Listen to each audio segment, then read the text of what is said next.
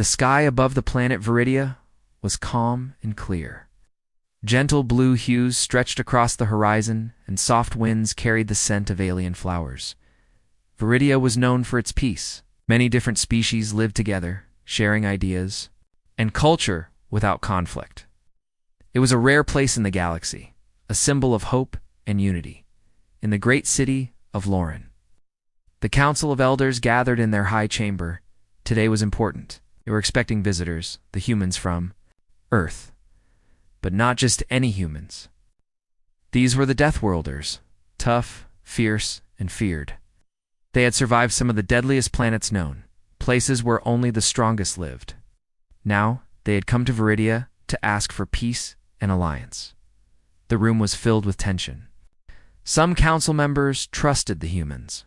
Others were uneasy. They had heard stories. Deathworlders were warriors, not diplomats. Their eyes burned with a strange fire, and their bodies showed scars from countless battles. Could these warriors truly want peace?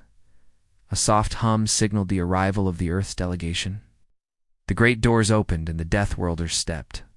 Inside, they wore simple but strong armor, their faces serious. At their head was Commander Kale, a tall man with sharp eyes and a calm but commanding presence. Beside him, two others, Lyra, a skilled negotiator, and Jox, a silent but deadly warrior. Kale looked around the chamber, sensing the mix of hope and suspicion. He took a slow breath and began. "We come in peace," Kale said in a voice that was deep but steady. "We wish to join your alliance and help bring safety to all worlds." The elders nodded, but their faces remained guarded. The first hours passed in careful conversation. The humans spoke about their harsh past, their struggles on Deathworld planets, and their desire to leave behind the endless fighting. The aliens listened, sometimes nodding, sometimes frowning. Outside the chamber, news spread quickly. Some citizens of Viridia were excited. Peace with Earth meant new technology, stronger defenses, and a chance to end long-standing tensions with other species. Others were worried. Could they trust the Deathworlders? Could peace last? As night fell, the city glowed with soft lights. The delegation was invited to a grand feast, a sign of goodwill. But under the smiles and polite words, something dark stirred suddenly. Alarms rang through Lorene. The great doors to the council chamber slammed shut. Panic rose like a wave. "Attack!" shouted a guard. "Someone is inside the city walls." Kale's eyes narrowed. "Stay calm. We need to find out what is happening." Outside, chaos erupted. Strange explosions lit up the sky, and crowds scattered in fear. The attackers were unseen, moving fast and striking hard. The council chamber was locked down for safety. Lyra turned to Kale. "This is no ordinary attack. Someone wants to destroy this peace before it even begins." Jock silently checked his weapons, ready to fight.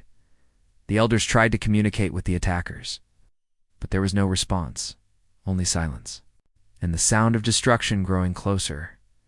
In the darkness, a shadow slipped inside the council chamber. A small, fast figure moved between pillars, unseen. It planted a device, something alien, dangerous. The room filled with a faint buzzing. Kale sensed the danger. "We must evacuate," he ordered. The Deathworlders formed a protective circle around the elders, moving them to a secret exit. The buzzing grew louder. Then, just as they reached safety, a massive explosion rocked the building. Smoke and dust filled the air. The council chamber, the heart of Viridia's peace, was shattered. Outside, the attackers vanished as quickly as they had come. But suspicion fell immediately on the Deathworlders. Why would they attack their own hosts? Some whispered. Others pointed fingers. The council called for an emergency meeting. Voices rose in anger and fear. Kale stood before the assembly, his voice firm. "We did not start this attack. Came here for peace. Someone wants war, but it is not us." Added, "We must find the real enemy before more blood is spilled." But trust was broken. As the city rebuilt, hidden dangers lurked. Strange messages were intercepted, warnings of a greater threat. The Deathworlders found themselves hunted, blamed for a crime they did not commit. Yet Kale and his team refused to give up. Their mission was clear: to prove their innocence, protect Viridia, and uncover the truth behind the attack. But as shadows deepened, one question haunted everyone. Can the Deathworlders bring peace, or will their arrival bring ruin? Far away from the peaceful world of Viridia, a harsh planet burned under twin suns. This was Earth's Deathworld, a place where only the strongest survived. Jagged mountains scraped the sky and storms roared across barren deserts. Here life was brutal. Every day was a fight. Commander Kale stood on a rocky cliff looking over the endless wasteland. His sharp eyes missed nothing. The wind whipped his dark hair, and the scars on his face told stories of battles fought and won. Behind him, the camp buzzed with activity. Soldiers training, machines repairing, scouts preparing to leave. "Why do we keep fighting, Kale?" asked Lyra, stepping beside him. Her voice was soft but serious. Kale did not answer immediately. He thought of the long years his people had lived on this death world. Their ancestors had been sent here as punishment, a dangerous experiment to test human survival. Most had died, but those who lived became something more than human, stronger, tougher, but harder. "We fight because we must," Kale finally said. "This world teaches us to be strong. It teaches us to never give up. But strength alone won't bring peace," Lyra said. "It only makes others fear us." Kale nodded slowly. "I know. That is why I want to change things. We want peace. But the galaxy sees us as monsters." The truth was, Deathworlders had a reputation. Other species called them ruthless killers. Some stories said they destroyed entire planets in their rise to power. Others whispered about secret experiments and forbidden weapons. Few trusted them. Back on Viridia, the memories of the peace talks still haunted Kale, the suspicion in the council members' eyes. The sudden attack that had shattered the fragile hope. Was it because of what they were, Deathworlders? Or was there something more? Lyra had a theory. "There is a hidden enemy," she told Kale. "Someone who fears the alliance we seek. Someone who wants war, not peace."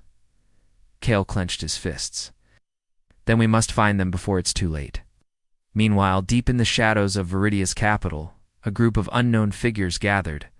Their faces were hidden beneath dark cloaks, their voices low and serious. "We must stop the Deathworlders," one said. "They are too dangerous. If they join the alliance, we lose control." Another nodded. "The attack was just the beginning. Soon, we will make sure no one trusts them." The group planned in secret. They had spies inside the city and allies in distant systems. Their goal was clear: to destroy the peace before it could begin. Back on Earth's Deathworld, Kale prepared. His team. They trained harder, studied the alien technology brought by the Viridians, and searched for clues about the attackers. One night, while examining a strange device found near the council chamber ruins, Jock spoke for the first time in hours. "This technology, it's not from Earth or Viridia," he said quietly. "It's from somewhere else. Someone wants to hide." Kale's eyes darkened. "We're not just fighting for peace, we're fighting for truth." But time was running out. The people of Viridia grew more fearful. Riots broke out in the streets. Calls for the Deathworlders to leave grew louder. Kale knew the only way to save the peace was to act fast. He decided to send Lyra and Jox on a secret mission to find the real enemy, to prove that Earth's Deathworlders were not the destroyers but the protectors. As they left under the cover of night, Kale stayed behind. He stood alone on the cliff. Looking at the stars above Viridia, he whispered to the darkness, "We came for peace. Peace may cost us everything." The cold metal floor of the shuttle hummed beneath Lyra's feet as she stared out into the vast darkness of space. Beside her, Jock sat silently, his eyes scanning the stars like a hunter waiting for prey. Their mission was clear but dangerous. Find who was behind the attack on Viridia's council chamber and prove that the Deathworlders were innocent. "Do you really think we'll find anything?" Jox finally asked, breaking the silence. Lyra shook her head slowly. "I don't know, but we have to try. If we don't, war will start and millions will suffer." They traveled to the edge of Viridian space, following strange energy signals that the Viridian scientists had detected after the attack. The signals were faint, like whispers in the dark. But they led to a forgotten asteroid belt. The asteroid belt was a dangerous place. Sharp rocks floated in silence, hiding secrets beneath their shadows. Lyra and Jox landed their shuttle on a small barren asteroid. The air was thin, and the cold seeped into their bones. They moved carefully through abandoned mining tunnels. Following the energy trail, suddenly the ground shook. Explosions rocked the belt as unseen ships fired in the distance. A battle was happening, but who was fighting? Lyra and Jox hid behind a rock and watched as a group of ships, clearly not from Viridia or Earth, attacked a small convoy of peaceful traders. The attackers were fast and ruthless, using weapons that disintegrated metal instantly. Jox whispered, "These are the real enemies. They want chaos." Lyra nodded, "And they want to make us the scapegoats." After the battle, they found evidence. Stolen weapons marked with a symbol, neither human nor Viridian. It was the sign of the Black Veil Syndicate, a secret group, known only in whispers. They were mercenaries and spies, selling weapons to the highest bidder, and stirring conflict wherever they went. "We must tell Kale," Lyra said urgently. "The Syndicate wants war between Viridia and Earth." But the mission was not over. As they prepared to leave, they were ambushed by Syndicate soldiers. A fierce fight broke out in the dark tunnels. Jox's silent strength saved them both, but they barely escaped with their lives. Back on Viridia, Kale listened carefully as Lyra and Jox reported their findings. The council was shocked. Many still did not trust the Deathworlders, but the evidence was clear. "We must unite," Kale said. "The Syndicate wants to destroy us all." Despite this, some voices demanded the Deathworlders leave immediately. Fear was strong. Lyra stood tall. "We came here for peace. We are your allies, not enemies." The council decided to investigate the Syndicate further, but the clock was ticking. The Syndicate was planning something bigger, a strike that could destroy the Alliance before it was born. In the following days, strange accidents and attacks continued across Viridia. Ships disappeared, communication lines were cut, and citizens lived in fear. Kale and his Deathworlders trained harder. They prepared not just to defend themselves, but to protect the fragile peace they hoped to build. One night, Kale received a secret message. The Syndicate had taken hostages important Viridian officials. They demanded the Deathworlders leave Viridia within 48 hours, or the hostages would die. Kale's jaw tightened. This was a test, a challenge. He looked at his team. "We will not run. We will face this threat head-on. For peace and for all our futures." As Viridia braced for the coming storm, the question remained, who would survive the hidden enemy's deadly game? The peaceful city of Lorin on Viridia no longer felt peaceful. Streets that once buzzed with friendly chatter were now filled with fear and anger. The attack, the hostages, the hidden enemy's threats, all had shattered the calm. "Commander." Kale stood on the balcony of the Deathworlders' temporary base, looking out over the city. His strong jaw was tight, his eyes sharp. The weight of the coming battle pressed on his shoulders like never before. "We can't let fear rule us," said to Lyra and Jox, who stood beside him. "If we break now, everything we fought for will be lost." Lyra nodded. "But many don't trust us yet. They think we brought this war to their doorstep." Jox's voice was low but steady. "Then we must prove them wrong." Inside the base, Deathworlder soldiers trained relentlessly.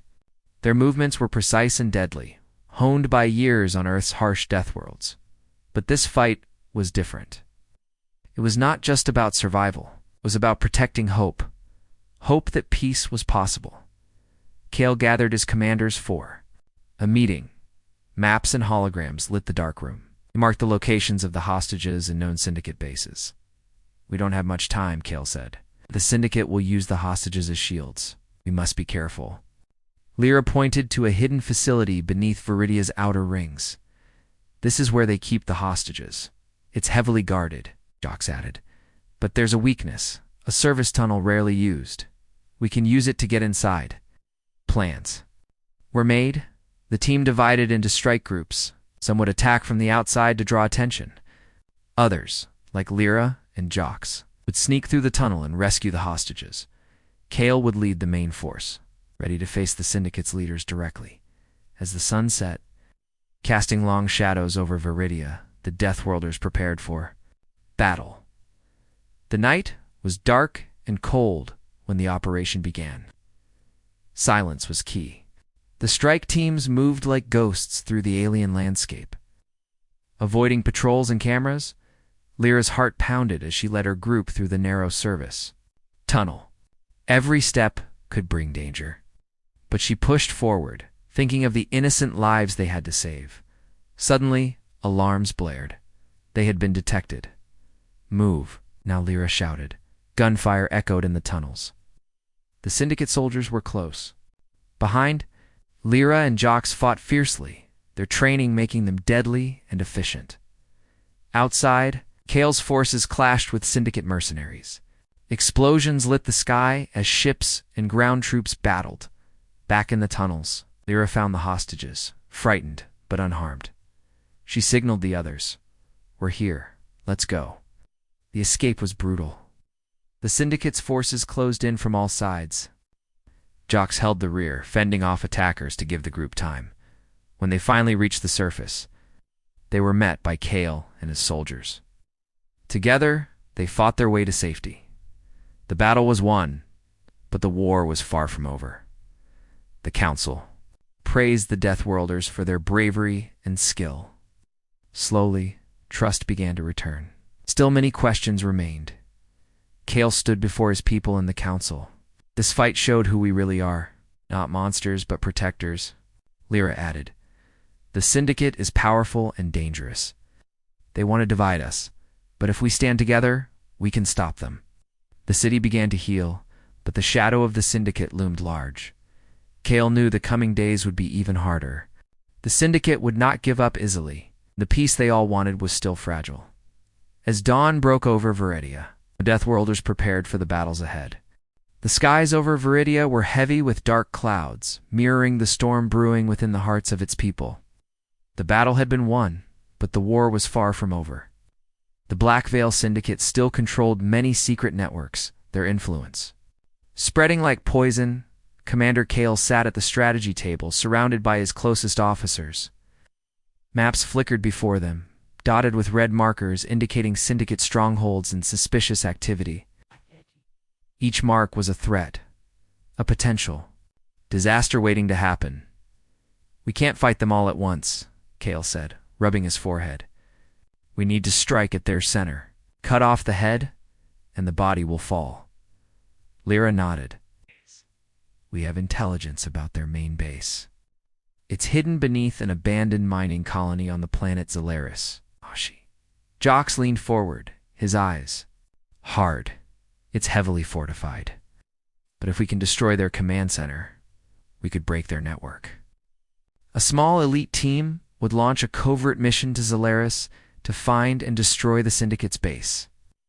Time was running out. The Syndicate was planning a massive attack that could destroy Viridia's capital. Under the cover of night, team prepared to leave. Kale looked at each member, Lyra, Jox, and a few trusted soldiers. "This mission is dangerous. We may not come back, but if we succeed, we save millions." The journey to Zolaris was tense and silent. The planet was a frozen wasteland with jagged ice cliffs and howling winds.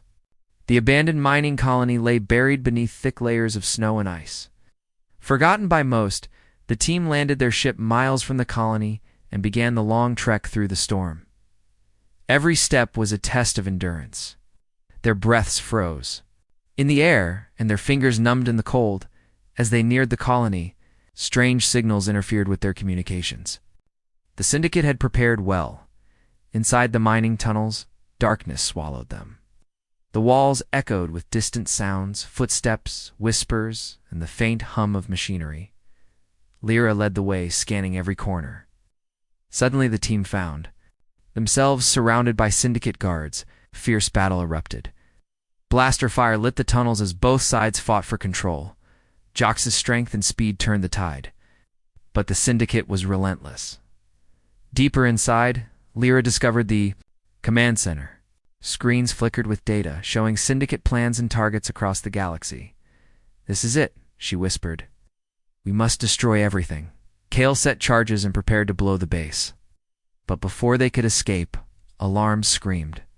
The Syndicate's leader appeared, a cold, calculating figure known only as Vex. "You think you can stop me?" Vex sneered. "This war is far from over." A deadly duel began between Kale and Vex. Their weapons clashed with sparks flying. Kale fought with all his strength, fueled by hope and anger. Finally, Kale's blade struck true. Vex fell, defeated, but not before triggering a self-destruct sequence. "Run," Kale shouted. The team raced through collapsing tunnels as explosions tore the base apart. Snow and ice fell from above, and the ground shook violently. They barely escaped before the mining colony was destroyed. Back on Viridia, news of the mission's success spread quickly. The Council breathed a sigh of relief. But Kale knew the fight was not over. The Syndicate was broken, but other threats would rise. Old fears and new dangers waited in the shadows. Still, the people began to believe in peace again. Trust slowly grew between Viridians and Deathworlders. Kale stood once more on the balcony overlooking Loren. The city was waking up to a new day, a day of hope. We wanted peace, Kale thought. And maybe, just maybe, we can have it. The air was thick with anticipation in Viridia's capital. After the destruction of the Syndicate's base, the city slowly began to heal. But Kale knew that peace was not just about winning battles. It was about winning hearts. In the grand hall of the council, leaders from many species gathered. The moment was historic for the first time. The Deathworlders and Viridians stood united, ready to build a future together. Kale addressed the assembly, his voice steady but full of emotion. "We came to Viridia to find peace, not war. We have fought not just for ourselves, but for all who believe in a better tomorrow. The road was hard, and the enemy was strong. But today, we show that unity can overcome fear and hatred." The crowd cheered, but beneath the applause, Kale could feel the weight of years of mistrust. Some still doubted. Some still feared the Deathworlder's strength. Later, Kale walked through the streets of Loren. People looked at him differently. Now some with respect, others with wary eyes. He stopped at a small market and saw children playing together, Viridian and Deathworlder kids sharing games and laughter. A smile touched Kale's lips. This was why he fought. But peace never comes without challenges. In the shadows of the city, remnants of the Syndicate plotted revenge. A new leader had risen, someone more dangerous and cunning than Vex. She was called Naira, and she believed that chaos was power. Naira's spies had infiltrated the city's government. She whispered lies and spread fear, trying to break the fragile trust Kale and the council had built. One night, as Kale trained with his soldiers, a messenger arrived, breathless. "Commander, there's been an attack on the spaceport. Ships have been sabotaged." Kale's heart pounded. "How many casualties?" "None yet, but it's only a matter of time." Kale gathered his team quickly. "This is Naira's work. We must stop her before she destroys everything." The hunt for Naira led Kale and his soldiers deep into Viridia's underworld, a maze of tunnels, forgotten ruins, and dangerous criminals. Lyra and Jox worked together to gather intelligence. Using their skills as negotiators and fighters, the closer they got, the more they realized Naira was planning a full-scale attack, one that could destroy the Alliance forever. Kale prepared for a final battle. This time it was not just for survival, but for the soul of the galaxy. The battle was fierce and brutal. Explosions rocked the city, and the sky burned with fire and laser blasts. Kale fought side by side with Viridian soldiers and his Deathworlder warriors. Naira was cunning, striking where they least expected. But Kale's team was united. They fought not just with weapons, but with hope and trust. In the final confrontation, Kale faced Naira alone. She was ruthless, but Kale's strength came from something more, the desire for peace. the memories of the lives they had saved. With a powerful strike, Kale defeated Naira, ending her reign of terror. As dawn broke over Viridia, the city was quiet. The stars above shone brighter than ever. Kale stood once more on the balcony looking at the horizon. The future was uncertain, but for the first time, hope was real. Peace was not a gift, it was a choice. A constant battle against fear and hatred, and Kale knew one thing for sure. They wanted peace. Now they had to fight to keep it.